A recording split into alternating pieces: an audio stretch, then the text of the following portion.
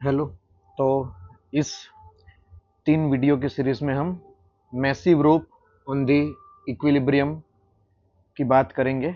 तो पहले उसके जो जनरलाइज रिजल्ट है उसको डिराइव करते हैं पार्ट 1 में। पार्ट 2 में कुछ क्वेश्चंस देखेंगे, 3 में भी क्वेश्चन देखेंगे।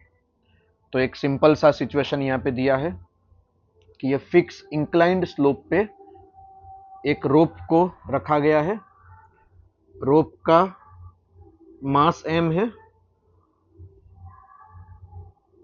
और लेंथ l है।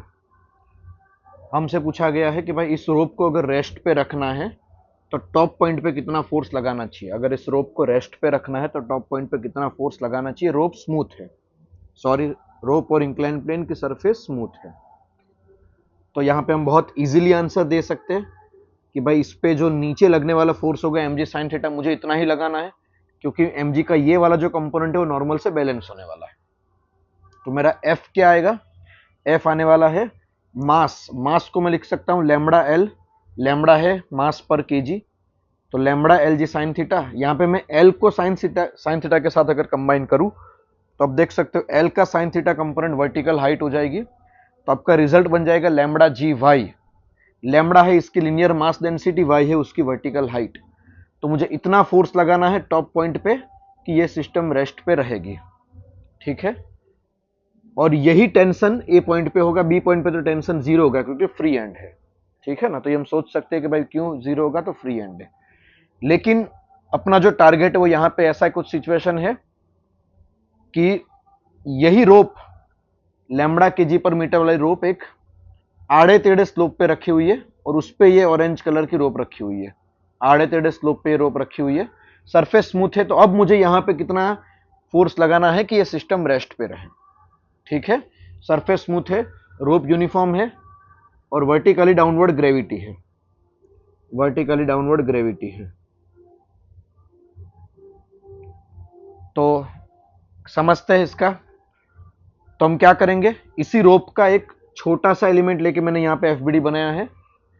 तो छोटा सा एलिमेंट डीएल लेंगे। आप इस डीएल पे बात करेंगे तो डीएल पे नीचे की ओर जो रस्सी होगी वो कुछ टी टेंशन लगाएगी और डीएल पे जो ऊपर की ओर रस्सी होगी उस एलिमेंट के, यहाँ पे अगर मैंने छोटा सा एलिमेंट लिया तो उसके नीचे एक रस्सी होगी, ऊपर एक रस्सी होगी। तो जो ऊपर रस्सी होगी वो T plus D T tension लगाएगी, प्लस इस छोटे से एलिमेंट पे डीएमजी लगेगा और उसका ये वाला कंपोनेंट नॉर्मल से बैलेंस होने वाला है क्योंकि सिस्टम रेस्ट पे है, और एमजी का ये कंपोनेंट प्लस टेंशन मिला के टी प्लस डी टी देने वाला है। तो अब यहाँ पे अगर इस डायरेक्शन में फोर्सेस बैलेंस करोगे तो आप लिख सकते हो कि ऊपर का forces T plus D T, नीचे का forces T plus D M G sine theta. तो टी टी यहाँ पे कैंसिल होगा। अब डी एम क्या लिख सकते हो, तो अगर इसकी लिनियर मास डेंसिटी लैम्बडा है और इस छोटे से एलिमेंट की लेंथ अगर डीएल है तो अब डीएम लिख सकते हो लैम्बडा डीएल। डीएम क्या लिख सकते हो, लैम्बडा डीएल।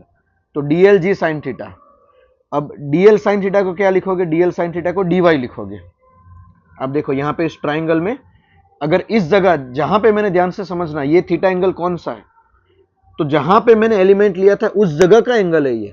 अगर मैंने एलिमेंट यहां पे छोटा सा लिया तो इस जगह का एंगल थीटा है और इसी एलिमेंट को मैंने यहाँ पे जूम करके दिखाया गया है। ठीक है, तो जिस जगह मैंने एलिमेंट लिया है उस जगह का एंगल अगर थीटा है तो मैं लिख सकता हूं कि भाई डीएल साइन थीटा डीवाई होगा, यानी dt क्या हो जाएगा, dt क्या हो जाएगा, लैम्बडा जी डी वाई।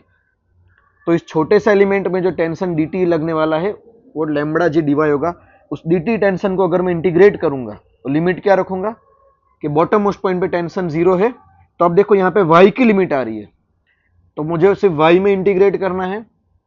तो y में इंटीग्रेट करूंगा तो टॉप पॉइंट पे टेंशन कितना आ जाएगा, अगर सिस्टम रेस्ट पे है तो टॉप पॉइंट पे टेंशन का फॉर्मूला हो जाएगा वापस आपका लैम्बडा जी वाई।